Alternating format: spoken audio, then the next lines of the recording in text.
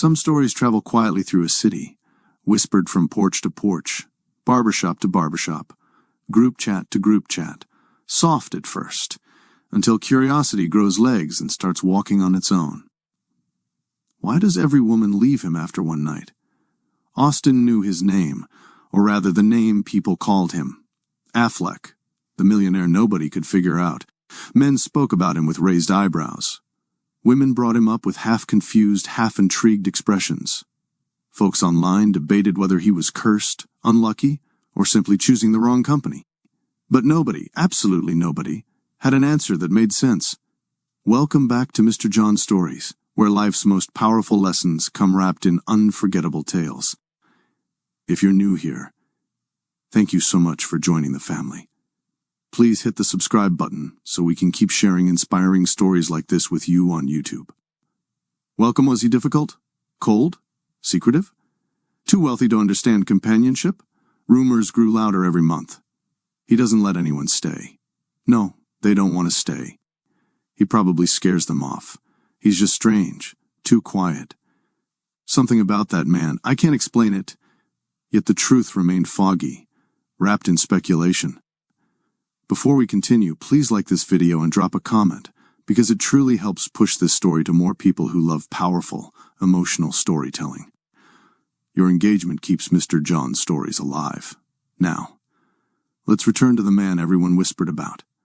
Affleck lived in a stunning estate outside downtown Austin, expansive, silent, immaculate, a place built for comfort, but known for emptiness.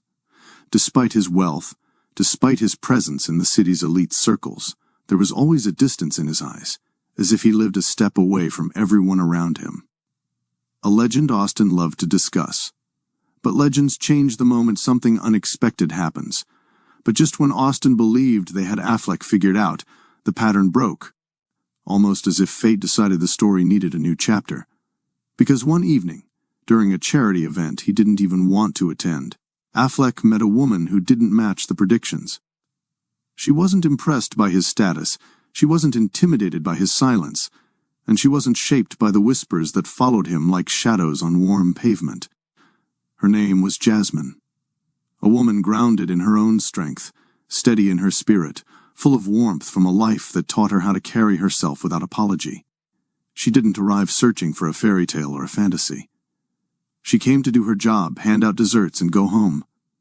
But something happened in that crowded hall, something that pulled two different worlds into the same moment. And unlike every woman before her, she didn't leave after one night. She stayed. She listened. She paid attention to the parts of Affleck people usually overlooked. And what followed from that choice? Their conversations, their connection, their challenges, disturbed the entire rhythm of Affleck's life and shook the assumptions people held about him. This wasn't a story about a lonely millionaire anymore. It became a story about a man meeting someone who refused to walk away.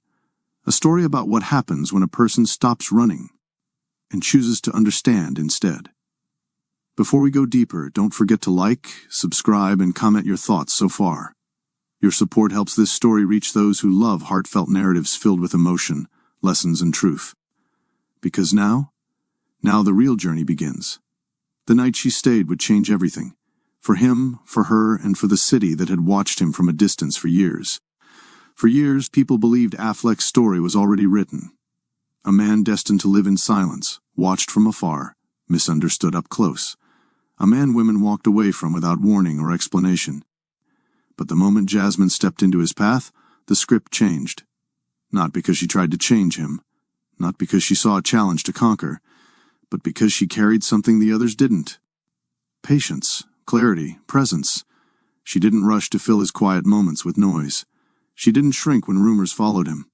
She didn't judge him for the walls he kept around his life. She simply stayed long enough to notice what everyone else missed. And Affleck, for the first time in years, didn't want to push anyone away. He didn't feel the urge to retreat into his routine. He didn't expect her to vanish.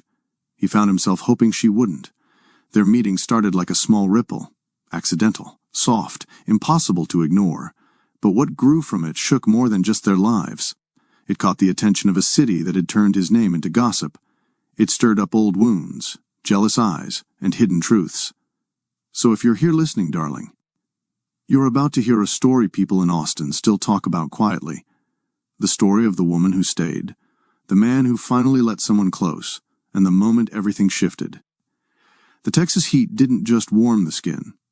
It wrapped itself around the city like a long, humid reminder that life in Austin rarely moved quietly.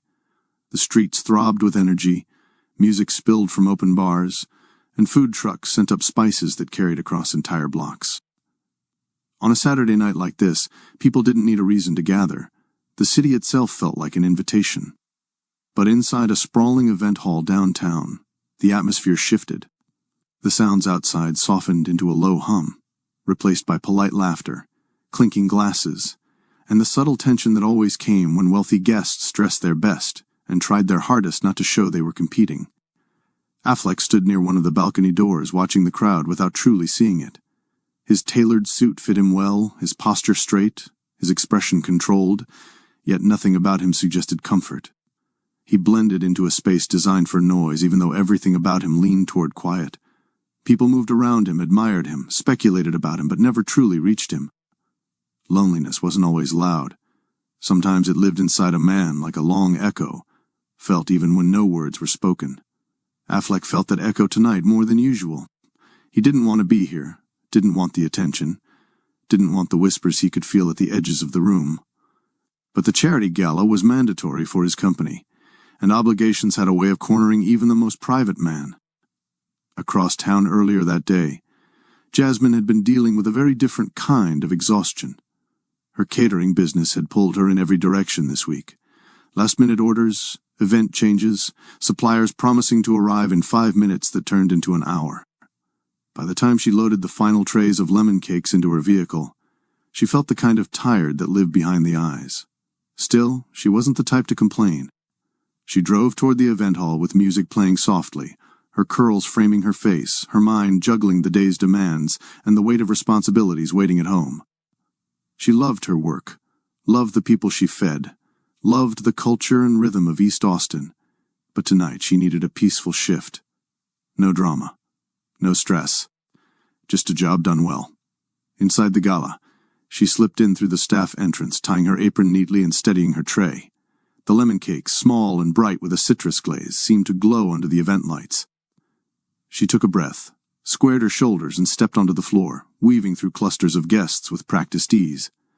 2 worlds, one built from wealth, the other from resilience, moved toward the same place without even realizing it.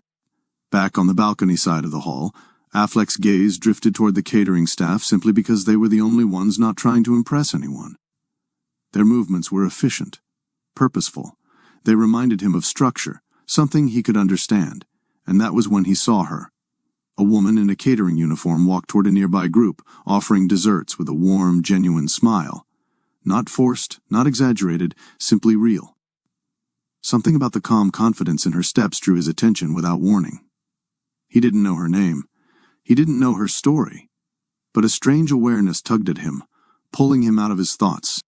She didn't see him watching.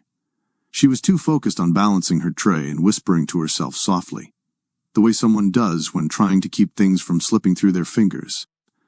He didn't know why the sight made him pause. He just knew it did. Before we continue, have you ever met someone unexpectedly who changed everything? Drop a yes in the comments if that moment lives in your memory.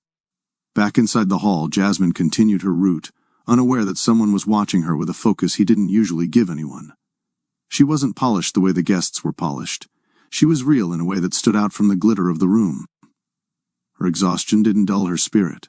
Her confidence didn't scream for attention. Her presence didn't need permission to be felt. Affleck couldn't look away. He didn't understand why. He just knew that something in his quiet world shifted, slightly, but enough for him to feel it. And neither of them had spoken a word yet. Jasmine steadied the tray in her hands as she moved deeper into the hall. The lights above glimmered across rows of decorated tables, and the air carried the gentle hum of small talk from people who pretended they weren't watching each other. She had catered enough high-end events to know the difference between genuine warmth and practiced smiles. Tonight leaned heavily toward the latter, but she kept moving, offering desserts with the grace of someone who'd learned to smile even when tired. She approached a cluster of guests, each taking lemon cakes with polite nods, barely glancing at her. That was fine. She wasn't here to impress anyone. She was here to finish her shift and carve out a small pocket of ease before the day ended. She whispered a quick reminder to herself to keep the tray balanced. "Don't drop these, girl. Not today," and turned toward the next sheen of the hall. Across the room, Affleck watched her again. He didn't mean to stare. Yet something about her movements drew him in. She wasn't rushing or stiff like many of the staff members whose nerves betrayed them. She wasn't trying to blend in. She simply existed comfortably in her skin, moving through the room with soft purpose. He hadn't seen someone like that in a long time. When she finally stepped into his section of the hall, neither of them expected anything unusual to happen. She was focused on doing her job, and he was lost in quiet observation until she reached him. "Would you like a lemon cake?" she asked, voice smooth and warm. Affleck turned, slower than he intended, as if her words had caught him off guard. Their eyes met properly for the first time. Jasmine noticed the way he paused, not in the uncomfortable way some men did when they stared too long, but in a curious, searching way, as if he was studying a puzzle he couldn't quite solve. He didn't answer immediately. "You okay?" she asked, an amused lift in her voice. "You look like you just remembered something important." His lips twitched slightly, a hint of a smile he rarely let slip. "Everybody likes something sweet," she replied, shifting the tray closer. "You just haven't found the right one yet." She hadn't meant it as flirtation. It was simply her brand of humor, effortless, lightly seasoned with personality. But Affleck felt the words settle differently. He picked up one of the lemon cakes, almost cautiously, and took a bite. The surprise in his expression softened his entire face. "That good?" she asked. He nodded. "That was unexpected. Unexpected in a good way, I hope." "Yes," he admitted. She smiled. Not a big smile, just enough to show she appreciated the compliment. She moved to step away, ready to continue with her shift, when he found himself speaking before he could think. "You made them." She paused. "Yeah, part of my catering service." There was pride in her tone. Not boastful, grounded. He nodded once, a gesture that meant more coming from someone who didn't often express things easily. "Well," she said with a gentle laugh, "enjoy the rest of your evening." She began to walk away. But Affleck didn't want that. Something in him whispered to stop her. Something quiet, unfamiliar, and urgent.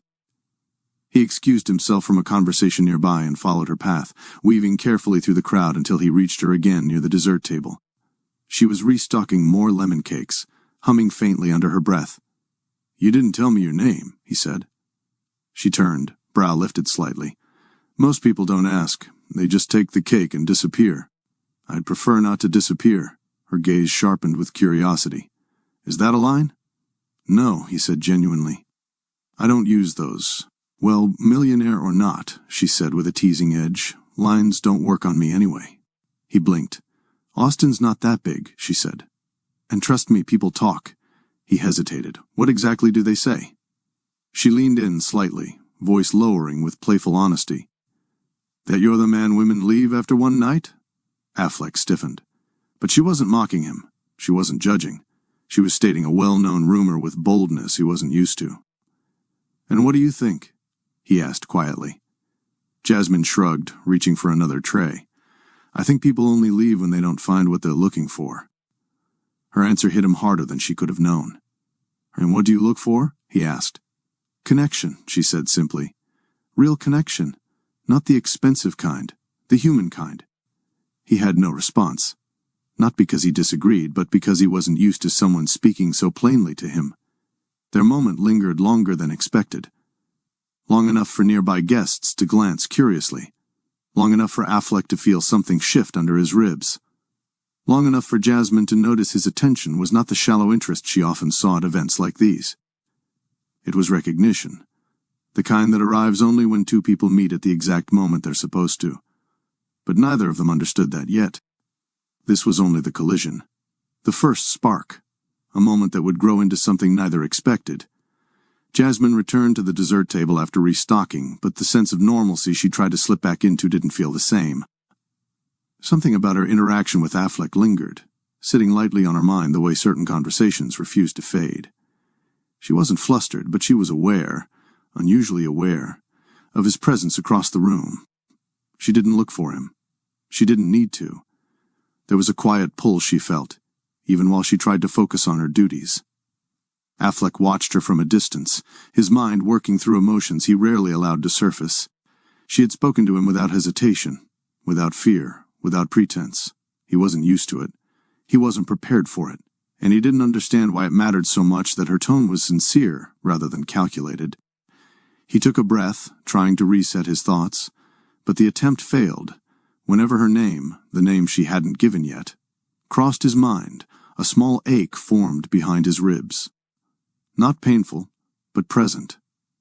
A reminder that he didn't want this moment to end the same way everything else in his life did. She finished handing out the last round of lemon cakes and stepped behind the display table to take a short break. She rubbed her palm along her forehead, letting out a small sigh that had nothing to do with Affleck, and everything to do with the long day she'd endured. "You look like you need a minute," a fellow staff member said. "Just one," Jasmine replied lightly. "A lot of carrying, a lot of smiling. I think my face is starting to forget how to move." She laugh-snorted, shaking her head. Her coworker chuckled and returned to their tasks, leaving her alone with a moment of stillness. Brief, but needed. Affleck approached then. Not loudly. "You took a break," he said softly. She blinked at him. "I'm human. Even lemon cake warriors need water." A small smile tugged at the corner of his mouth. "You never told me your name," he said again. Not in a demanding way, but with a gentle insistence, as though her name held some kind of key he needed. She folded her arms. "You really want to know?" "Yes. Well, it's Jasmine." He repeated it once under his breath, almost as if testing how it felt. "You don't know me," she said, though her tone wasn't defensive. "Just honest." "I'd like to," he replied. That made her pause. Affleck wasn't the type of man who spoke impulsively. Every word seemed measured, carefully chosen. For him to say something so direct meant he wasn't trying to impress her. He was simply telling the truth. But Jasmine didn't melt easily. She laughed lightly. "You realize I'm working, right?" "I do," he said. "But when the event ends, would you stay?" "Not for anything formal, just stay." She raised a brow. "Stay where?" "Here, with me. Just to talk." Jasmine stared at him, as if trying to decide whether he understood what he was asking. Most guests treated staff like moving furniture. They barely noticed their faces, let alone their names. Invitations like this weren't typical, not in her world, not in his. "You want to talk?" she asked. "Yes," he said without hesitation. "I don't often ask." She believed him. He carried honesty the way some people carried fear, silently but visibly. "Anything," he answered. "Whatever you're comfortable sharing." She could have refused. It would have been simpler to finish her shift, go home, put her feet up, and sleep. But as she studied the way his eyes softened when he waited for her response, she felt something stir. Curiosity. Interest. Or maybe just the recognition that this moment wasn't ordinary. "You don't look like a man who talks much," she said. "I don't," he admitted. "But I want to talk to you." Her heart nudged forward a little. Not dramatically, gently. "And why me?" she asked. His reply came slower this time, not because he hesitated, but because he wanted to say it right. "You're the first person here who looks like they mean what they say." No charm, no smooth tone, just sincerity. She exhaled quietly, the corner of her mouth lifting. All right," he repeated as if surprised she agreed so easily. "I'll stay after the event," she confirmed. Before he could respond, she added, "But don't expect me to entertain you." "If I'm staying as myself. Tired, unpolished, unfiltered."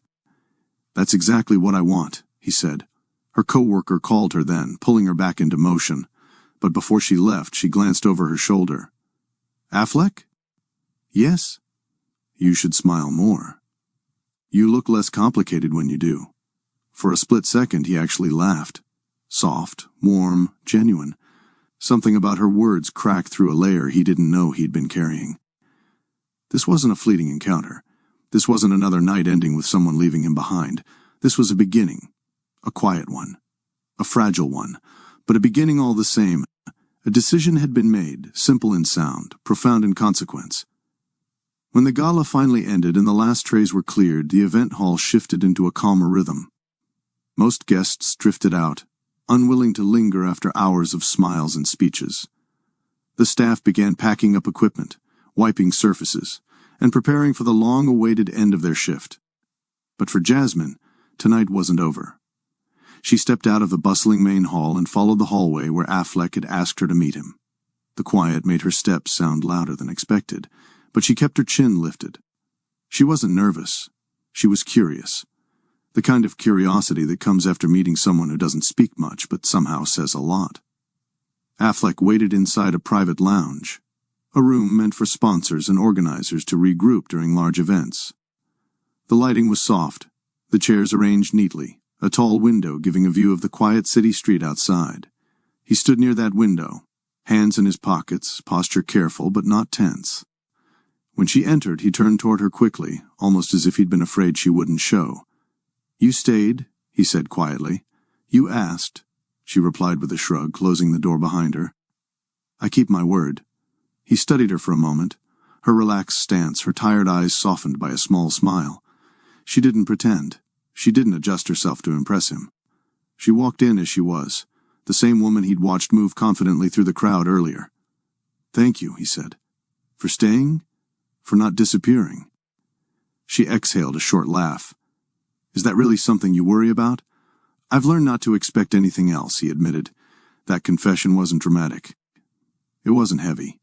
It was said simply, like a fact he'd carried for years without needing sympathy. But to Jasmine it revealed more than he realized. She stepped closer and placed her bag on a nearby chair. "Affleck, you do realize you're not one in the world, right?" He held her gaze. "Most days I don't feel that." "That's different," she said gently. "Feeling alone isn't the same as being alone." He lowered his eyes briefly, absorbing her words. She noticed the subtle shift in his expression. Not sadness, not discomfort, just quiet recognition. It was the look of someone who rarely allowed himself to be understood. "What about you?" he asked. "You must feel that sometimes too." "Oh, sure," she admitted. "Long days, long hours, running a business. Sometimes it feels like M carrying everything on my back, but I guess I learned how to keep going, without help." "Mostly," she said. "You learn to get strong when you don't have another choice." Their silence wasn't awkward. It was thoughtful. She sat on the couch, crossing one leg over the other, and gestured for him to sit too. When he did, their distance felt smaller than expected. "You know," she said with a slight grin, "you're not nearly as complicated as the rumors make you sound." He raised a brow. "Complicated?" "Well, yeah. People talk like you're impossible to understand." She leaned back. "But you're just quiet. There's a difference." For a moment he didn't speak. Then his shoulders loosened in a way she hadn't seen earlier. "You see more than most people do," he said. "It's a lifelong hobby," she joked lightly. Before he could respond, the door swung open abruptly. "Jasmine, do you have—" Selena walked in, froze mid-sentence, and blinked at the unexpected scene. "Oh, hi." She looked between the two of them, eyes widening just enough to hint that she knew exactly she had interrupted. "I'm gonna pretend I didn't walk in here," Selena said, backing out with a grin. "Carry on." The door closed again. Jasmine covered her face with her hands. "Oh my goodness." Affleck laughed. A soft, warm sound that surprised her. "Friend of yours?" "Co-worker," she said. "And she's never letting me hear the end of this." He looked at her hands still covering her face. "Embarrassed?" "A little," she admitted, peeking at him. "You don't laugh often, do you?" "No," he said, "but you make it easier." There it was again, that shift between them, that quiet pull. She lowered her hands and studied him. "You open up a lot more when you're not in a room full of people. They expect things from me," he said. "You don't. I don't know you well enough to expect anything." He nodded slowly. "That's fair." Their conversation eased into warmth without force.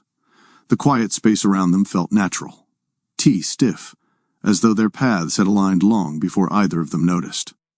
There was no flirting, no pretending, just two people talking like they were meant to. When Jasmine finally checked the time, she let out a breath. I should probably go home. Affleck stood as she did, not wanting to end the moment, but not wanting to hold her unfairly either. Thank you, he said softly. For what? For giving me a night that didn't feel empty. Something in her expression softened. A small, sincere shift. Good night, Affleck. Good night, Jasmine. The distance between them had narrowed. The emotional proximity had increased, gently, naturally, unmistakably, and neither fully realized what this moment would lead to. When Jasmine pushed open the back exit door, the night air met her with a coolness she hadn't expected. After hours in the heat of the kitchen and the crowded event hall, the fresh air felt like a small reward. She took a deep breath, stretching her shoulders before stepping toward the staff parking lot. She wasn't surprised when the door opened again behind her, but she was surprised by who stepped out. Affleck. He didn't call her name. He didn't rush. He simply walked toward her with that quiet, steady presence that somehow felt more honest now than it had inside the event hall. You didn't have to walk out with me, she said, turning slightly toward him. I know, he replied, but I wanted to... Her keys jingled softly in her hand as she looked at him, trying to read the subtle layers in his expression. He wasn't nervous, but there was something careful in the way he stood, as if he was afraid one wrong move would end the fragile moment between them. They began walking side by side, their footsteps echoing lightly across the pavement. The parking lot lights cast gentle halos on the ground, giving the space a quiet calmness that felt miles away from the polished chaos of the gala. You okay? She asked. Yes, he said, but I wasn't sure you'd actually come out this way. She smiled. Where else would I go? My car's right here. That's not what I meant. She stopped walking. It was the first time he allowed silence to settle between them without retreating from it. What did you mean? She asked gently. He looked at her, eyes steady. People leave, Jasmine, even after good moments. I didn't want tonight to feel like another night that ended the same way. Her expression softened, the sharp edges of exhaustion melting just a little. Affleck. I'm not asking you for anything, he said quickly. He exhaled, the kind of breath someone takes when they've kept something buried for too long. I didn't want this conversation to be the last one. His honesty wasn't dramatic. It wasn't self-pity. It was simply truth laid bare, and it reached her in a way he couldn't have intended. She stepped closer, resting her back lightly against her car. You know what your problem is? She asked. He waited. You talk like everything good is temporary. Like you're waiting for people to disappear the second they show up. That's been my experience. Maybe, she said. But tonight's not over because I want it to be. It's over because we both need sleep. That small tease pulled a faint smile from him, a real one. She tilted her head. So here's a better question for you. Why does this moment matter so che? His answer came without hesitation. Because you didn't pretend with me. And that matters to you. Yes, more than you know. So, she said softly, what do you want to happen next? A date, he said. A real one. She blinked. You're asking me out? Yes. He didn't flinch. He didn't soften the question. He asked it like someone who had thought it through and decided he didn't want to lose the chance. And what makes you think I'll say yes? She teased. I'm hoping, he admitted. Hoping. There was a smile behind her voice now. Yes, I'm not used to hoping, but I'm trying. She let his words settle. They weren't smooth or poetic, but they were genuine, and she felt something shift quietly inside her, like a door she didn't realize she'd been guarding too tightly had opened just enough to let new air in. Okay, she said at last. He blinked. Okay? You can take me on one date.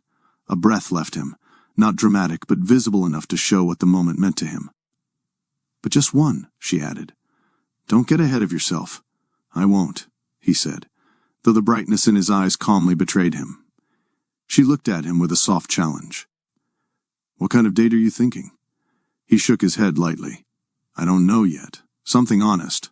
Well, she said. That's a good start. They stood there for a moment, the space between them filled with a new, unspoken warmth. Not a promise, not a commitment, Just two people meeting at the same emotional point without forcing anything. She reached for her door handle, then paused. Affleck? Yes. If you're worried I'll disappear. Don't be. If I wanted to walk away, I wouldn't still be standing. Something in him eased, truly eased, for the first time that night. You too, he said. She nodded once, then pulled out of the lot. He didn't move until her taillights faded into the distance. Not because he was clinging, but because for the first time in a long time he felt the quiet flicker of something he thought he'd lost. Possibility. Before we move on, comment yes if you believe some people enter our lives for a reason. Your engagement helps this story reach more listeners who love emotional, powerful storytelling. Affleck didn't leave the parking lot immediately.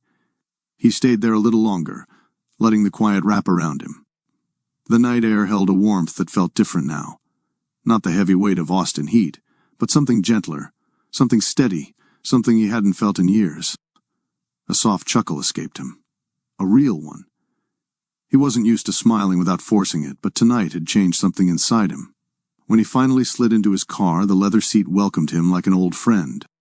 He rested both hands on the steering wheel, leaned back, and took a slow breath. She said yes, he murmured, just to hear the words aloud. A simple sentence. A simple moment. Yet it carried a weight that loosened something tight in his chest. For once, he wasn't replaying a woman walking away. A woman who didn't shrink from his quietness. A woman who didn't twist his personality into a flaw. He started the engine and drove out of the lot, the city lights stretching ahead like a calm reminder that tonight wasn't a repeat of his past. It was the beginning of something new. While Affleck was driving home in silence, the exact opposite was happening across town. East Austin didn't do quiet. It did commentary, it did questions. It did group chats. It did, girl, what happened last night? By the time Jasmine walked into her house and kicked off her shoes, her phone was already vibrating nonstop. First ping, then a buzz. Then a longer vibration that meant someone left a voice note. She sighed, flopped onto the couch, and braced herself. Ping. Maya, you better not be asleep. Word on the street is you were talking to the millionaire. Details. Another ping. Keisha, sis. I heard you had him looking at you like a lost puppy. Is it true? Voice note from Aunt Kay. Now listen, Jazzy. The neighborhood grapevine is fast. They said you met some quiet rich Ann at a fancy event. Before I start warming my peach cobbler for celebrations, call me back. Jasmine covered her face with both hands and laughed into her palms. These people don't miss anything. She hadn't planned on telling anyone. Not because she wanted to hide it, but because the night felt delicate, something she wanted to hold privately for a moment before the world tried to define it for her. But East Austin didn't allow secrets when it came to someone's love life. Not when the community already cared for her. She typed back a single message. Calm down, I'll explain tomorrow. The replies came instantly. Maya, tomorrow. No, I'm coming over. Keisha, screenshots. Now, Aunt Kay, if he good to you, bring him to dinner. If he not, don't bring him at all. Jasmine put her phone face down on the couch and exhaled with a smile. They meant well, they always had, but tonight she wasn't ready to share everything just yet. Tonight she wanted to sit with her own thoughts, with the warmth of something she hadn't expected. She leaned her head back and whispered to herself, You said yes to a date with a millionaire. Lord, help me. But she didn't say it with worry. She said it with a quiet laugh, the kind that comes when life surprises you at the right time. The next morning, the sun poured into Affleck's kitchen through tall windows he rarely opened. He stood by the counter, stirring his coffee with more enthusiasm than anyone stirring plain black coffee had a right to have. He kept replaying her last words. If I wanted to walk away, I wouldn't still be standing here. He didn't know how to explain the feeling that washed over him when she said it. It wasn't a dramatic revelation. It was softer, a quiet shift, a reassurance he didn't realize he needed. He lifted the coffee mug for a sip just as Rima walked into the kitchen with a stack of papers. Morning, she said, then stopped. Her eyes narrowed. Slowly, suspiciously, Why are you smiling? I'm not smiling, he said. You are, she insisted. It's unsettling. Did you buy another company? Win an award? Find money you forgot you had? No. Then what could possibly... She paused again. Her eyes widened. Oh my goodness, it's her. Affleck raised an eyebrow. Her who? The woman from last night, Rima said, dropping the papers onto the counter. You talked to her longer than you've talked to anyone in, I don't know, your entire adult existence. Affleck tried, unsuccessfully, to hide the upward pull of his mouth. It was just a conversation, he said. A conversation that lasted hours, she countered. And now you're smiling like you found inner peace. This is historic. He shook his head, but he couldn't deny it. Rima crossed her arms. All right, tell me, are you seeing her again? Yes. She stared at him as if he had just announced he was moving to the moon. You have a date, she said slowly. Yes. Tonight? No, but soon? Yes? Rima placed a hand dramatically over her heart. You like her? Rima said. He paused, then nodded. A small, intentional nod. Yes, he admitted. I do. Rima smiled, not teasingly this time, genuinely. You deserve something good, she said softly. I hope this goes well? Affleck set his coffee down, looking out the window as he murmured. I hope so too. Both of them. In their own corners of the city. Found their thoughts drifting back to the same moment in the parking lot. Her voice. His honesty. The agreement they made without needing more than a few words. It wasn't love. Not yet. But it was the beginning of something neither expected. And for two people who had lived very different lives, they were both wondering the same thing. What happens next? Downtown Austin at night glowed with a warmth that wasn't loud or overwhelming, just steady, like the city itself was humming under its breath. It wasn't the glossy kind of place people bragged about on social apps. It was quieter, familiar, full of small restaurants tucked between older buildings that had been there long before the skyline changed. Affleck chose one of those places intentionally. Not the high-end restaurants everyone assumed he preferred. Not the exclusive spots where waiters whispered and portions were small enough to insult a grown person. He chose a simple space with warm lighting, brick walls, wooden tables, and the aroma of real food drifting through the air. The kind cooked by someone who didn't care about presentation as long as the flavor spoke for itself. When Jasmine arrived, he was already standing outside waiting. He didn't check his watch. He didn't look impatient. He just stood there like a man who was genuinely glad she showed up. Hey, she said, stepping toward him with a soft smile. His eyes warmed. Hi, you picked this place? She asked, glancing at the sign above the door. Yes. She grinned. I like it already. Inside, the restaurant buzzed with conversations. Nothing chaotic, just a gentle backdrop of people enjoying themselves. They were seated at a small table near a window, the candle between them flickering gently. Jasmine looked around, surprised in a quiet way she didn't voice yet. You expected something else? He asked, noticing her expression. She shrugged lightly. Honestly? I thought you'd pick one of those restaurants where the menu looks like a contract. Affleck gave a soft laugh. I didn't want tonight to feel like a performance.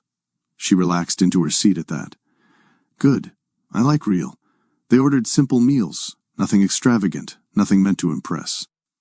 Just food meant to be enjoyed without effort. Something about that choice set the tone for everything that followed. When their plates arrived, the candlelight reflected softly on Affleck's face, giving him a more approachable warmth. He looked at her for a moment before saying, I haven't been on a real date in a long time. He paused, searching for the right words. A date where I actually feel present. A date where I'm not trying to be who someone expects. Her fork hovered mid-air. And who do women expect you to be? She asked. Someone polished, someone dramatic, someone impossible. She said with a thoughtful hum. And that's not you? No, he said quietly. I'm just me. She studied him for a moment, not judgmentally, but curiously. You know, she said, you talk like someone who's been misunderstood for a long time. He didn't look surprised. I have been... She nodded slowly, accepting that without pity.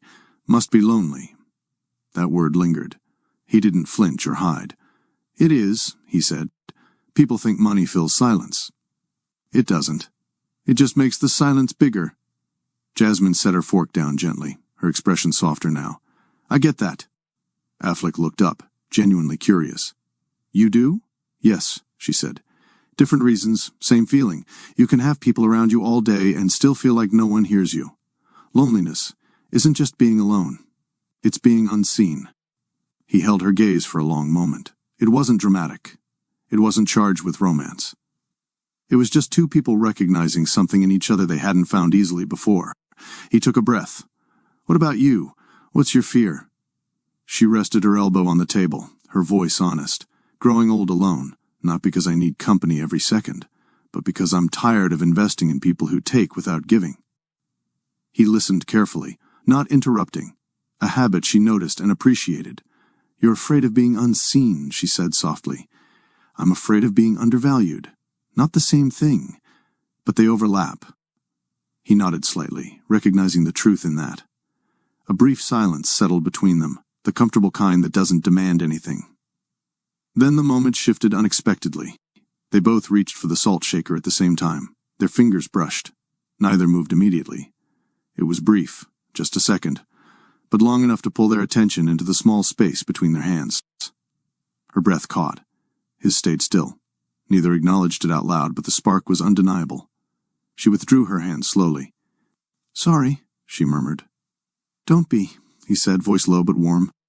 She hid a tiny smile and returned to her plate. He didn't hide his. They continued talking, the conversation flowing more naturally than either expected. They shared small stories, moments from childhood.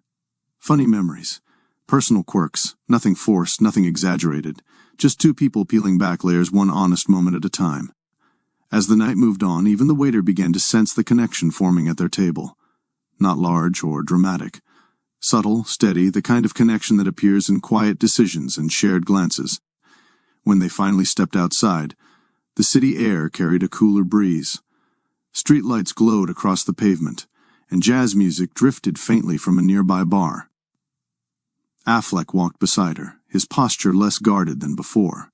"That was nice," he said. She laughed. "Nice? That's your grand review." "I'm out of practice," he admitted. "Well," she said, nudging him lightly with her shoulder, "you're doing just fine." He looked at her, really looked at her, like he was memorizing the moment without meaning to. "Would you want to do this again?" he asked. She didn't hesitate. Yes, a breath of relief left him. They walked slowly toward the crosswalk, unaware of how quickly their night was about to end. The walk from the restaurant wasn't long, but it held a softness that neither Affleck nor Jasmine rushed. The evening air brushed gently across their skin, carrying faint music from passing cars and laughter drifting from outdoor patios. The city felt alive yet calm, the perfect backdrop to the quiet closeness forming between them. They reached the crosswalk, waiting for the light to change. Jasmine tucked a curl behind her ear, and Affleck stole a glance he didn't bother hiding. Tonight had loosened something in him, something he thought years of life had tightened too far to reach. "You know," she said lightly, "for someone who claims he's out of practice, you handled yourself pretty well." "I hope so," he replied. "I didn't want to ruin the evening." "You didn't?" She smiled. "It was a good time." He held on to those words. She didn't say it casually. She said it like she meant it. The crosswalk sign blinked and they stepped forward together. Affleck opened his mouth to speak. Something sincere, something about how he wanted this to continue. But the sound of an engine rolling up beside them cut the moment short. A sleek, black SUV crawled to a stop at the curb. The tinted window eased down slowly, deliberately. Affleck stiffened the second he saw the face behind the glass. "Mira!" Her expression wasn't pleasant. It wasn't curious. It had the polished stillness of a woman who wanted to control a moment before anyone else could speak into it. "Well," she said, her voice cool, "you're out tonight." Jasmine didn't react at first. She simply observed the tone, the posture, the way Mira's eyes flicked from Affleck to her, like she was assessing territory instead of people. Affleck's jaw tightened. "Mira, this isn't the time. Seems like the perfect time to me," she replied, leaning slightly toward the open window. "Since apparently you've moved on rather quickly." Jasmine lifted her brow. Not offended, just unimpressed. "Moved on from what exactly?" Mira blinked, caught off guard by the question. "From everything, everything," Jasmine echoed calmly. "Or just everything you assumed you still had access to." Affleck closed his eyes briefly, wishing the ground would swallow the scene whole. This, Exactly this was what he feared. A moment ruined, the past crashing into the present, the kind of confrontation that usually made women step back from him. But Jasmine didn't step back. She stepped closer. Her tone didn't sharpen, but it settled, grounded, unshaken. If you have something to say it clearly. Mira's gaze narrowed. Do you know who he is? Yes, Jasmine answered. Do you?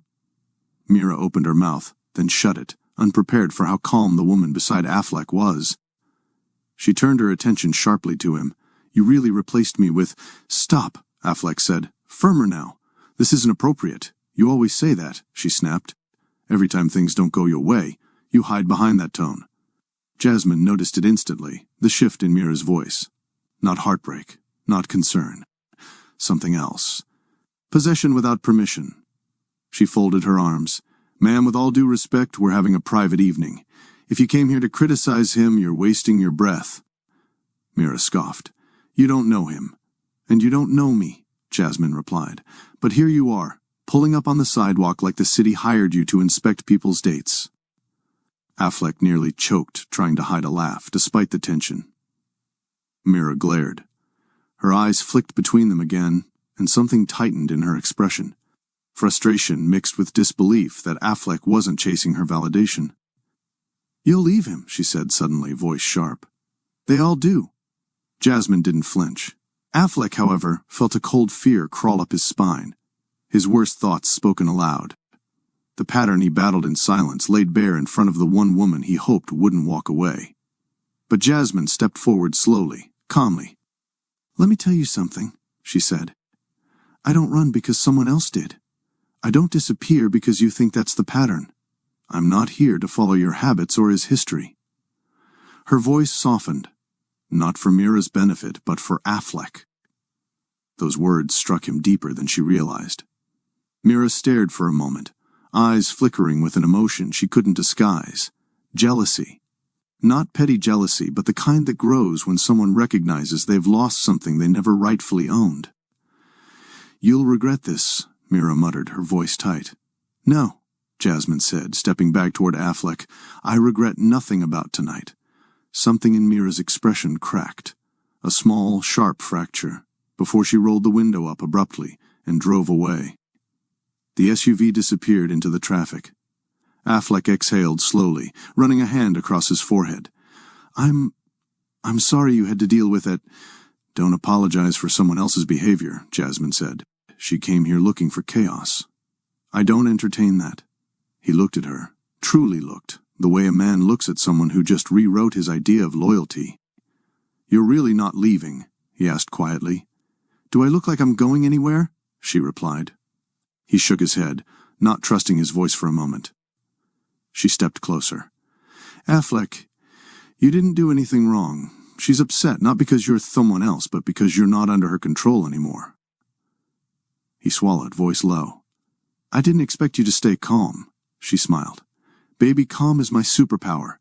He laughed softly, relieved and shaken at the same time. Emotion gathered in his chest. Gratitude, hope, something new forming slowly but surely. Still want that second date? She teased, more than he wanted to admit. Yes, he said. Very much. Good, she replied. Then don't let people from your past block blessings in your present. He nodded, feeling the truth of it. Trust. Not forced. Not rushed. Earned. 2 evenings passed before their next date, just enough time for anticipation to build without feeling forced. The day had been long for both of them, but when the sun dipped behind the hills and Austin lights blinked awake, Affleck found himself pacing his kitchen, adjusting things that didn't need adjusting. He checked the oven temperature twice, straightened the napkins, rearranged the silverware, then rearranged them again. He wasn't nervous about cooking. He cooked often. It was one of the few things in his life that didn't ask for anything. But tonight wasn't just about the meal. It was about the quiet space he was inviting someone into. A space that rarely held company. When the doorbell finally rang, he inhaled deeply before opening it. Jasmine stood on his porch wearing a soft smile that warmed the cool evening air. Smells good in there, she said, stepping inside. I tried, he replied, closing the door gently behind her. She glanced around his home, clean, uncluttered, intentional. It wasn't luxurious in a show-off way. It was peaceful, almost too peaceful, like the walls had grown used to silence. "You keep your place tidy," she noted. "Habits?" he said simply. "It's easier to think when everything's in order." She followed him into the kitchen, eyes drifting to the stove where a pan simmered gently. "What are you making?" "Chicken with roasted vegetables," she laughed softly. "A millionaire who cooks real food." "Shocking." He looked at her with a faint grin. "I told you I prefer simple." She leaned against the counter, watching him stir the pan. There was something calming about the scene. The domestic ease, the soft clatter of utensils, the way his shoulders were relaxed rather than tense. "You seem different tonight," she said. "How so?" "Lighter. Calmer." He thought about that for a moment. "Maybe because you're here." Her smile softened into something more intimate, not romantic in a forced way, but genuine, ounded. When dinner was ready, they sat at the small dining table. He'd set it before she arrived, plates positioned perfectly, water poured, napkins folded with quiet care. "This looks really nice," she said. "I wanted it to feel comfortable." "It does." They began eating, and for a moment, silence settled between them. Not heavy, not awkward. Just quiet. "You're used to silence, aren't you?" she asked gently. "Yes," he said, looking at his plate. "Too used to it. And you don't like it." He shook his head slightly. "Not anymore. I didn't mind it years ago. But lately, it feels louder." "What changed?" she asked. He hesitated, not because the answer was painful, but because no one had ever asked him in a way that felt safe to answer. "I realized I built a life with everything except connection," he said, "and at some point it stopped feeling like peace and started feeling like isolation." Jasmine listened without interrupting. Her eyes held understanding, not judgment. "You know what I think," she said softly. "What?" "You didn't build a life without connection. You just built a life without the right connections. And now you're noticing the difference." He blinked slowly, her words settling deeper than she intended. When they finished eating, he led her to the living room. The lights were dim, the space quiet but warm. She sat beside him on the couch, close enough to feel his presence but not close enough to startle him. "I know," she said. "You don't have to pretend." Her tone wasn't harsh. It was reassuring, almost soothing. "But I'm trying," he said quietly. "I can see that too." He looked at her hand resting on her thigh. Relaxed, steady, inviting without demanding. He hesitated only a moment before placing his hand gently over hers. She didn't pull away. She didn't freeze. She just intertwined her fingers with his, like it was the most natural thing in the world. The moment settled around them softly, a new closeness, delicate but real. He exhaled slowly, the tension leaving his shoulders. "That feels nice." "It should," she said. "Human connection isn't supposed to hurt." He nodded, holding her hand a little tighter. Just as the room found its rhythm, his phone buzzed loudly on the table. He ignored it. It buzzed again. Then again. He sighed and picked it up. "Rima," he answered reluctantly. "Rima, what's wrong?" Her voice came out tense. "Affleck, are you alone?" "No," he said, glancing at Jasmine. "I'm with Jasmine." His grip tightened slightly. "Someone leaked a story about you," she said. "The press is running articles claiming you're emotionally unstable, that you damage the women you date, that you're incapable of forming relationships." Jasmine's head lifted, eyes narrowing at the shift in his expression. Affleck's voice dropped. "Who leaked it?" Rima hesitated. "I have reason to believe it was Mira." The room went still. Jasmine sat up straighter, her hand still wrapped in his. "She's trying to ruin you," Rima continued. "This doesn't feel random, Affleck. It feels intentional. And I think someone's say may be involved. This is too coordinated." Affleck swallowed hard. "I'll deal with it tomorrow." "Okay," Rima whispered. "Just be careful. This is bigger than a jealous woman. It feels and." He hung up slowly. Silence settled, but not the peaceful kind. This one carried weight, questions, consequences, the sense that something had shifted around them. Jasmine held his hand tighter. "You're not facing this alone." For a moment all he could do was look at her. Steady, grounded, unshaken, but in the quiet corners of his mind one thought rose. This was no coincidence. Morning came far too quickly. Affleck barely slept. He didn't toss or pace the house. He simply lay still, replaying every detail of Rima's late-night call. The press rumor was bad enough, but there was something in her voice last night, a hint that the problem wasn't just gossip. There was intent behind it. Purpose, a target, and the target was him. By the time he arrived at the office, the building felt different. The usual quiet hum of employees typing or speaking softly in their cubicles had been replaced with a tense stillness. People weren't moving casually today. They were whispering in corners, eyes flicking up as he passed. Something was wrong. When he reached his floor, 3 board members stood waiting outside the executive conference room. Their expressions told him everything before they said a word. "Affleck, we need to talk," Martin said, adjusting his glasses nervously. "What happened?" Affleck asked calmly. "An internal audit flagged several irregularities in last quarter's financial reports," said Helen, shifting uncomfortably. "It looks bad." Affleck's jaw tightened. "Bad how?" Helen exchanged a worried glance with Martin. "The system shows unauthorized fund movements connected to your account." Affleck didn't raise his voice. He didn't panic. He simply inhaled slowly and said, "That's impossible." "We know," Martin replied, "but someone is using your digital signature, and the board wants answers."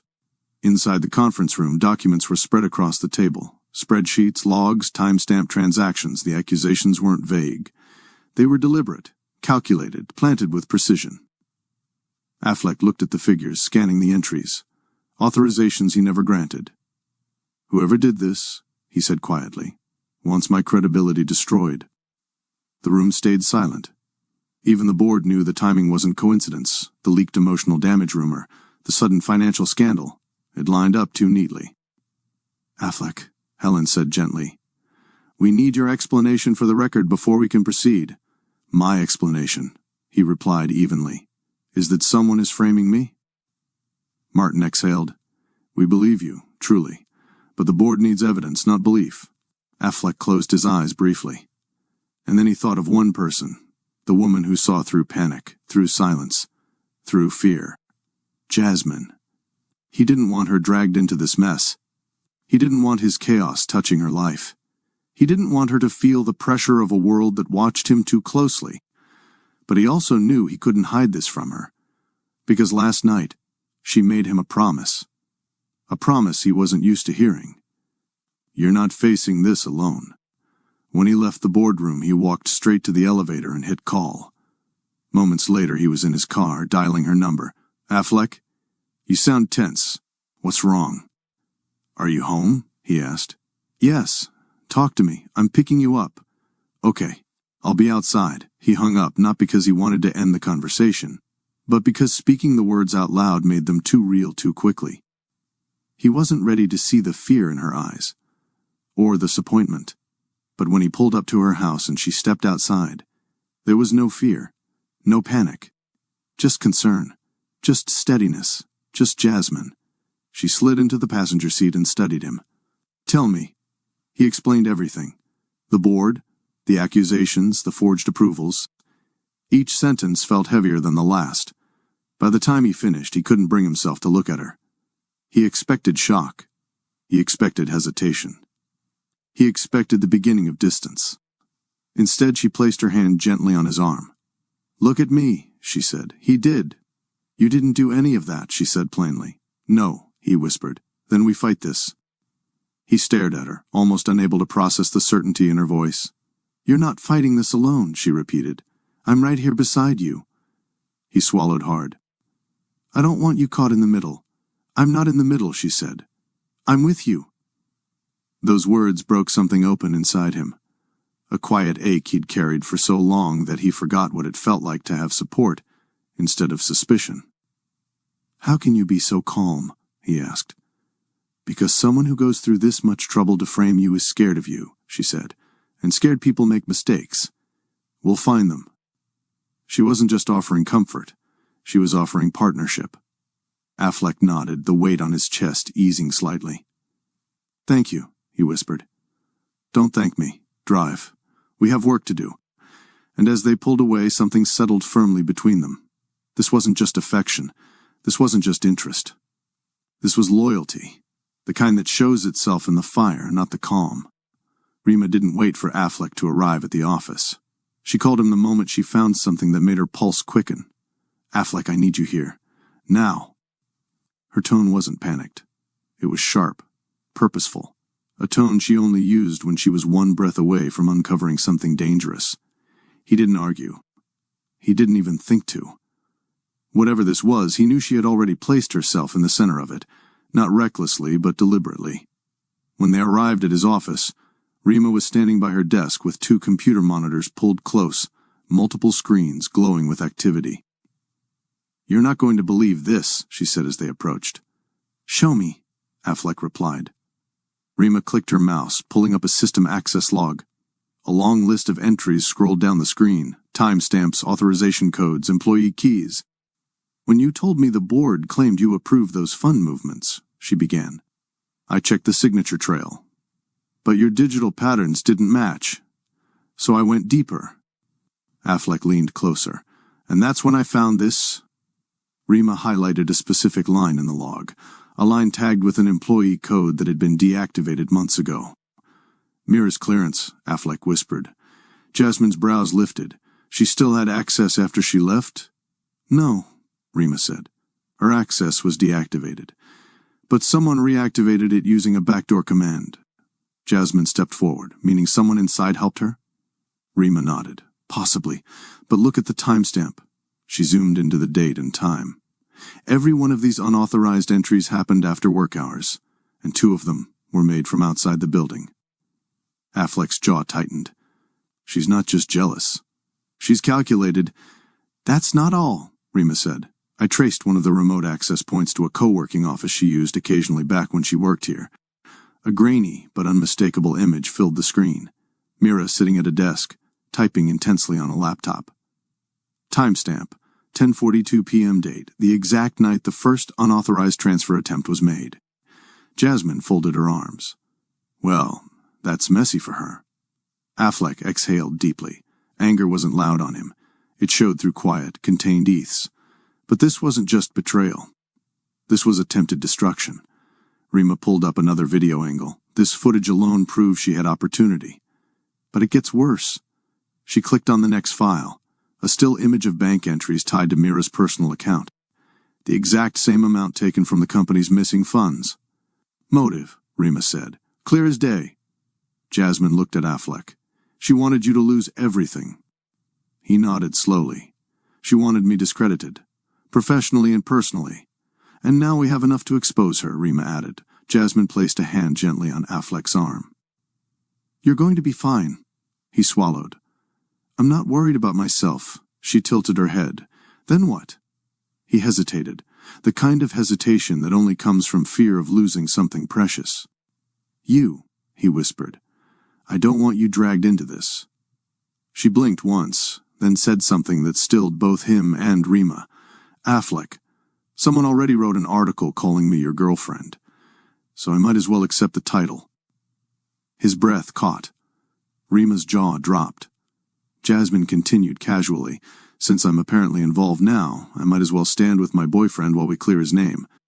Affleck froze, not from shock, but from the tenderness behind the word. "Boyfriend?" he repeated quietly. She shrugged lightly. "Unless you disagree." He shook his head instantly. "No, I don't disagree at all." Something in his chest loosened, a tension he hadn't even realized he'd been carrying. The word felt right, natural, earned. Rima cleared her throat, smiling. "Well, now that that's settled, can we bring down the criminal who started all this?" "Yes," Jasmine said before Affleck could respond. "Let's finish this." Rima opened one final file, the one that tied everything together. "Here's the smoking gun," she said. It was a digital paper trail. Mira using an old co-working login linked to Affleck's former department, accessing financial records she had no right touching, and initiating transfers that mimicked his authorization. "Complete. Deliberate. Criminal." Jasmine leaned forward. "There's no way the board can ignore this." "They won't," Rima said. "This is enough to clear Affleck entirely." Affleck rubbed his forehead. Relief mingled with disbelief. "I don't understand why she went this far. She wasn't trying to hurt you," Jasmine said softly. "She was trying to control the narrative about you." When she couldn't control you, she tried to destroy you. Rima nodded, and someone helped her. This wasn't just her. She doesn't have the skill to enter the system without assistance. Affleck's eyes narrowed, meaning there's another player involved. Jasmine exhaled slowly. Which means this isn't over. Rima folded her arms. But we do have enough to take the first step, clearing your name. Affleck looked between the two women, his loyal assistant and the woman who chose him without hesitation. He felt something ground him. Strength, determination, support. Let's end this, he said. But as the three of them stared at Mira's trail of sabotage, one truth hung unspoken in the room. By the time Affleck and Jasmine arrived at the office the next morning, the tension was thick enough to feel in the hallways. Staff who normally greeted Affleck with nods or quiet hellos kept their distance. Not out of disrespect, out of confusion. The rumors, the headlines, the sudden audit, everything had cast a shadow over him in less than 24 hours. But today that shadow was about to break. He carried a folder under his arm. Not overly stuffed, not dramatic, but heavy with the evidence Rima had gathered. Jasmine walked beside him, steady and unshaken. Not a single part of her presence looked uncertain. If anything, she seemed even more resolved than he was. When they reached the boardroom, the door was already open. Martin, Helen, and the other board members sat around the long table, their expressions ranging from tense to regretful. "Affleck," Martin said, rising quickly. "Thank you for coming. Let's get started," Affleck replied. He didn't waste words. He pulled out a chair for Jasmine, which startled the board slightly, then took his seat beside her. Helen folded her hands. "We reviewed the system logs again this morning. There are still unanswered questions. Before we move forward with disciplinary measures, you have the floor." Affleck placed the folder on the table and opened it calmly. "This won't take long." A few board members exchanged wary glances. He began in with the system access logs, the timestamps, the authorization keys, the reactivated clearance that should have remained permanently disabled. Then he moved to the co-working footage, letting the still image of Mira at the workstation speak for itself. The room fell silent. Rima stepped forward with her tablet. "For the record, I independently verified all digital signatures shown here. These entries were not made by Affleck, and they do not match his standard patterns. They were made using a recreated version of his credentials, routed through Mira's old login point. And this," Affleck added, sliding the bank entry across the table, "is proof the stolen company funds were transferred to an external account tied to Mira." The board members leaned in, eyes widening. Martin was the first to speak. This is intentional sabotage." Helen nodded slowly. "This is undeniable. The evidence speaks plainly." Another board member, Greg, cleared his throat.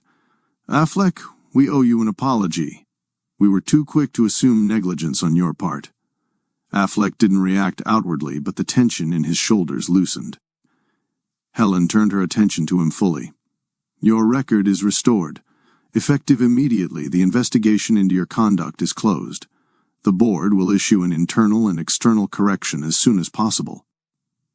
Jasmine exhaled quietly beside him. Finally, a moment of justice. But Affleck wasn't celebrating.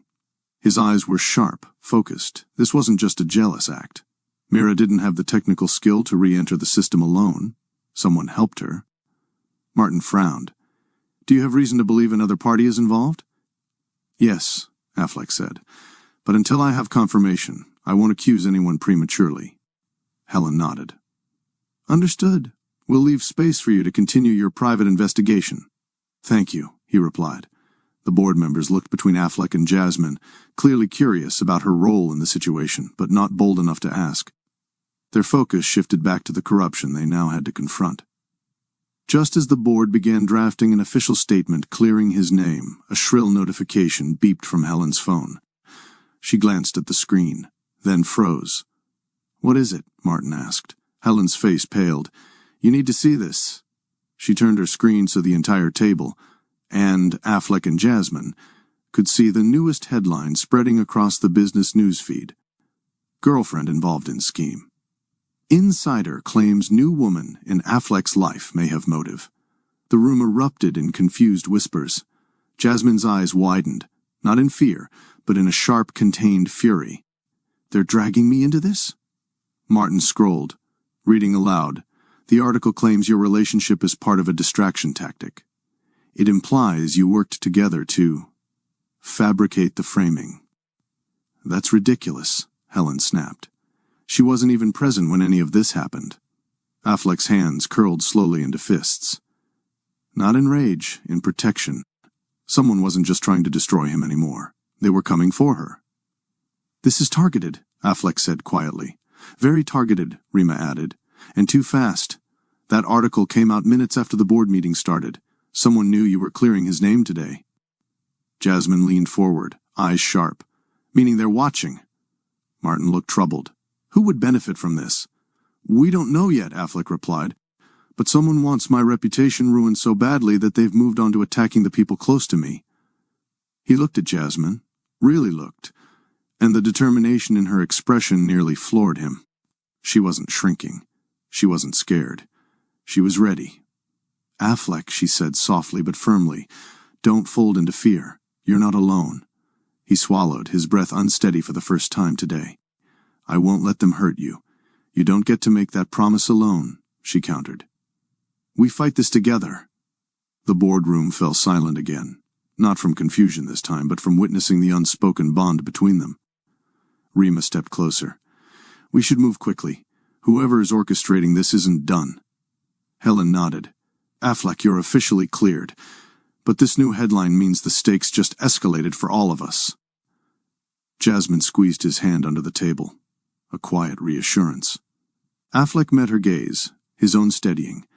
If someone wanted to tear his life apart, they had underestimated one thing. He had someone standing with him now. And he wasn't letting go. Affleck didn't go to the office after the board meeting. He didn't check emails. He didn't review financial statements. He didn't even look at the incoming notifications stacking up on his phone. His only thought, the only priority, was keeping Jasmine safe from whatever storm had shifted toward her. They returned to his home in silence, not out of distance but out of concentration. Both of them felt the shift in pressure, like something unseen was moving beneath the surface. The headline about her had changed the game entirely. Jasmine kicked off her shoes the moment they stepped inside. You're pacing, she said softly. He stopped mid-step. I know. Come sit, she urged. He sat beside her on the couch, elbows resting on his knees. She reached over and placed a hand between his shoulder blades. The calmness in her touch grounded him instantly. You're not a burden, she said. Stop thinking that. He exhaled shakily. I just don't want you dragged into something you didn't ask for. She tilted her head. I chose to be here. And as far as I remember, relationships involve two people facing things together. He looked at her then. Really looked. And saw no fear, no hesitation. Only commitment. Emotion alert. Affleck's head jerked toward the screen mounted near the entry console. A red notification blinked. Front perimeter breach detected. What is that? Jasmine asked, standing slowly. Affleck tapped the panel. The camera feed opened, and both of them froze. Mira! Standing at his gate, pressing the intercom repeatedly.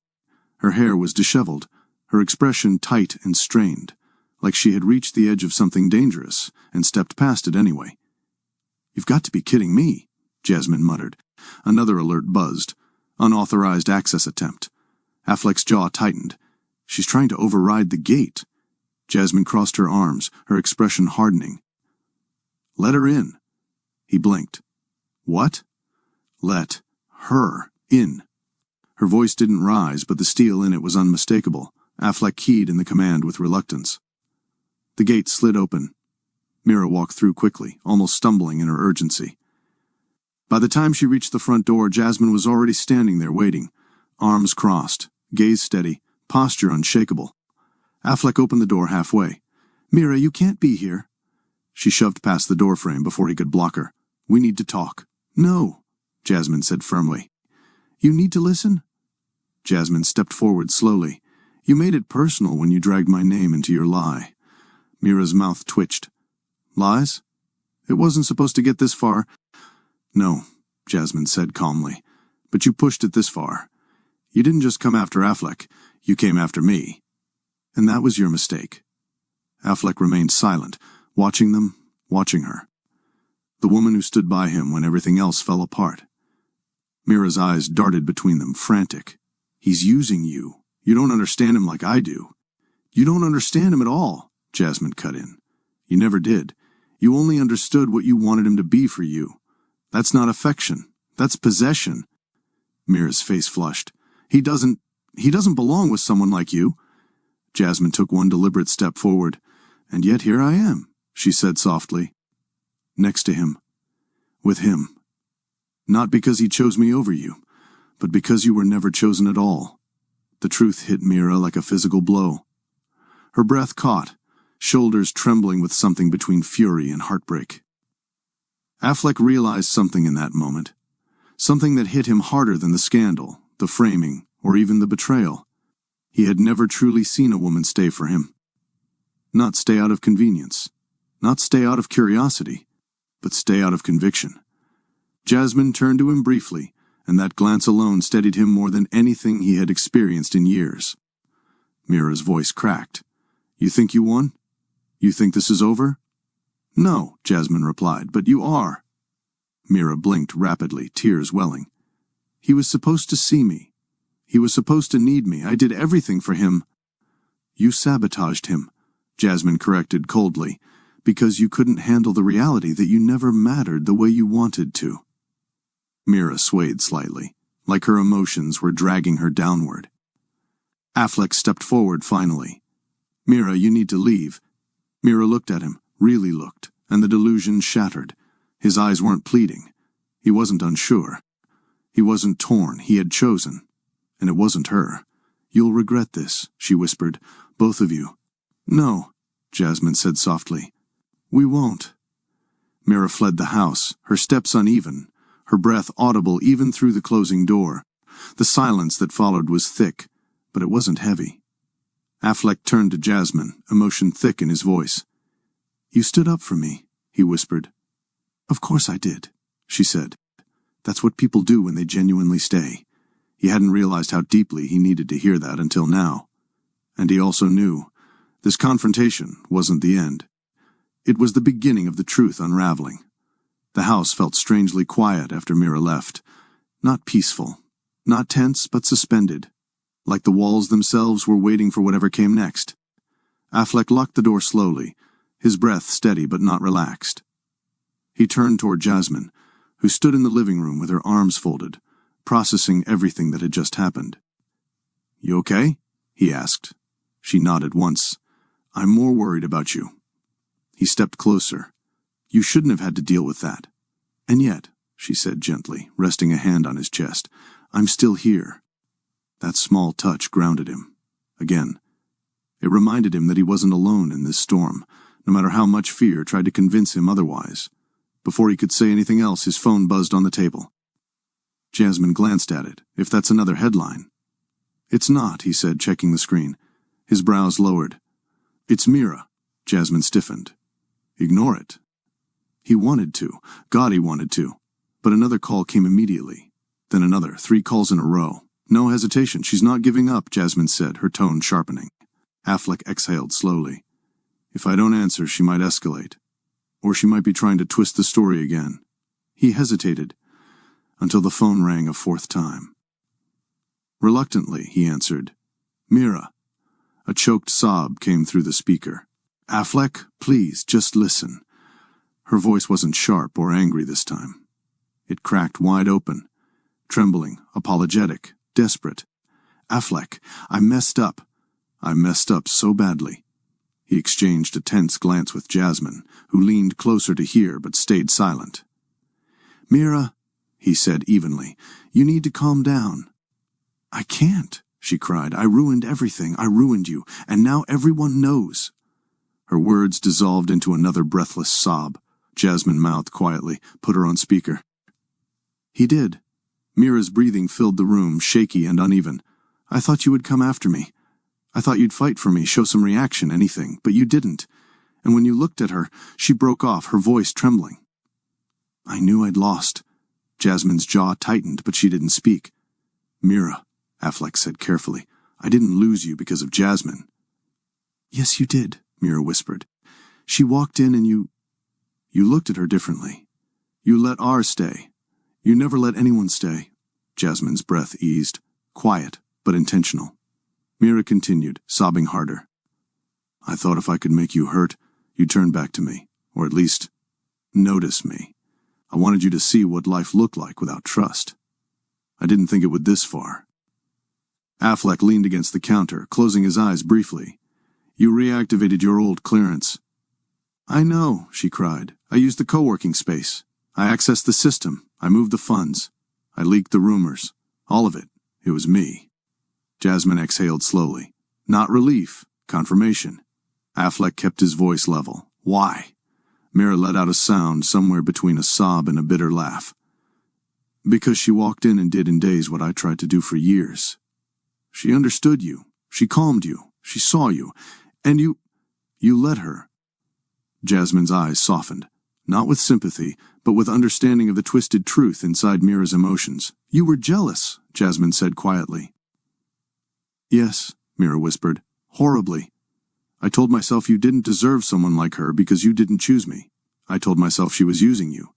I told myself anything that made me feel less forgotten. Affleck remained silent. Mira continued, voice cracked raw, but when she stood up to me tonight, I saw how wrong I was.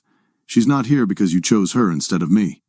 She's here because she chooses you every single time. Emotion thickened the room. And I destroyed your reputation. I ruined the company's trust in you. I made people doubt you. I made her suffer.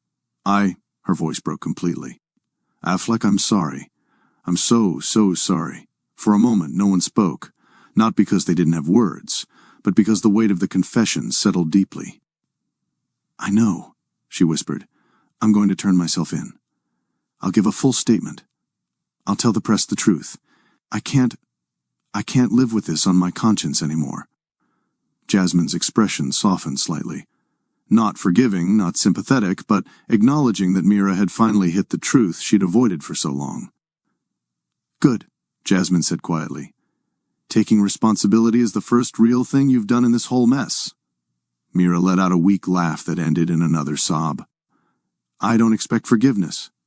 You're not getting it, Jasmine replied calmly. But, Jasmine added after a moment, you're doing the right thing now. And that matters. Affleck spoke again, voice low but steady. I don't hate you, Mira, but I won't protect you from the consequences. You shouldn't, she whispered. I'll go to the police now. They'll call you for a statement. I'll tell them everything. The line went quiet for a few seconds. Goodbye, Affleck, she said softly. Goodbye, he replied. The call disconnected. The room fell into silence once more, this time heavier, but cleaner. Like a wound finally exposed to air. Affleck set the phone down slowly. She finally told the truth, Jasmine said, stepping closer. Yes, he murmured. But this isn't over. When she confesses publicly, the press will turn everything upside down again. We'll handle it, Jasmine said. One step at a time. He looked at her, really looked, and the depth of her steadiness hit him all over again. You stayed, he whispered. I told you I would. And, for the first time since the scandal began, Affleck felt the smallest spark of something he hadn't let himself feel in years. Hope.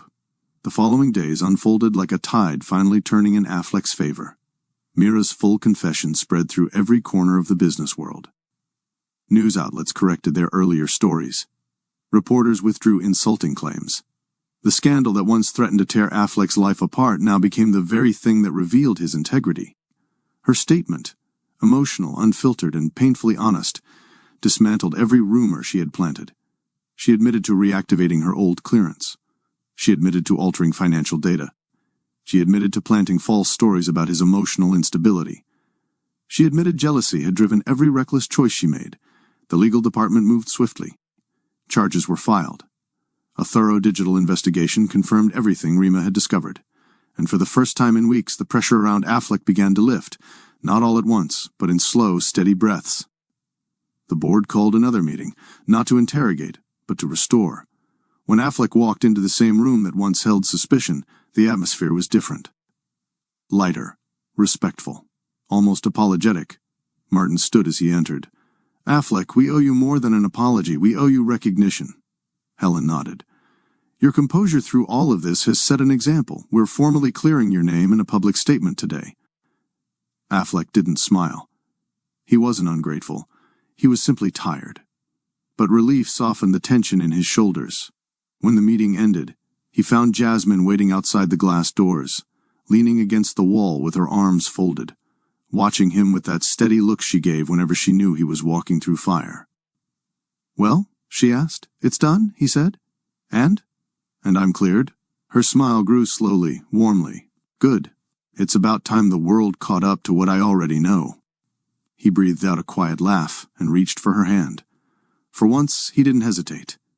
And she didn't either. They left together, fingers intertwined, a silent statement stronger than any headline. That evening, the two of them sat outside on his patio as the sun dipped behind the Austin skyline. The air was warm, the sky brushed with shades of gold and violet. The world felt quieter than it had in weeks. Jasmine curled her knees up on the outdoor love seat and sipped a glass of water. Affleck sat beside her, leaning back with an ease he hadn't felt in a long time. "You look different," she said. "How?" "Lighter, less alone." "I am less alone," he admitted. "Because of you." She smiled gently and leaned her shoulder against his. "You know, all of this chaos, it showed something." "What?" "That you're worth choosing, even when things get rough." Her words washed over him. He turned slightly toward her. "Jasmine, I don't want tonight to die without saying something important." She raised a brow. "Okay. Say it." He looked down at their intertwined fingers. "I don't want this to be temporary. I don't want you to walk away when things calm down. I want you to stay, not just physically, emotionally." Her breath slowed. He continued, voice steady. "Stay in my life. Stay beside me. Stay with me." She reached up and touched his cheek gently. "You're asking me to stay like I haven't already in doing it." "I'm here, Affleck. I've been here from the moment you let me in." He closed his eyes as her hand traced softly along his jaw. Then he leaned forward, forehead touching hers, a simple gesture more intimate than anything extravagant. "Thank you," he whispered. "For seeing me." "Always," she said. They stayed like that, breathing the same air, holding onto the quiet, the closeness, the safety they had built together, despite everything designed to break them apart. Life didn't snap into perfection overnight, but the pieces settled. The false headlines faded. The accusations died down. The board reaffirmed their confidence in Affleck. And Jasmine's life returned to normal, though her heart carried something new, something that made her smile at random moments. Her business flourished. Her routine steadied. And her mornings became different. One morning she stood in her small bathroom, staring down at the test in her hand, blinking C. Then again, a single word stared back at her. "Positive." Her breath caught, not in fear, in wonder. She pressed a hand over her stomach, eyes softening. "Well," she whispered with a quiet, emotional laugh. "Looks like life had another twist waiting." She didn't panic. She didn't cry. Instead, she felt a warmth spread through her chest, a warmth that matched the evenings she spent with Affleck on that patio, the ones filled with slow conversations and gentle smiles. She grabbed her phone and hesitated only a moment before calling him. He answered almost instantly. "Jasmine? You okay?" She smiled. "Better than okay." There was a pause. "You sound different." "I am," she said softly. Well, we need to talk." His breath tightened on the other end. "Are you leaving?" "No," she said quickly, her voice warm and firm. "I'm staying. And we're not going to be alone longer." Silence, then the faint sound of Affleck exhaling, not shocked, not scared, but overwhelmed in a beautiful way. "Jasmine," he whispered, voice thickening. "Are you telling me—" "Yes," she said, closing her eyes as emotion washed through her. "We're having a baby." He didn't speak for several seconds, just breathed, taking in the truth with a weight she could feel even through the phone.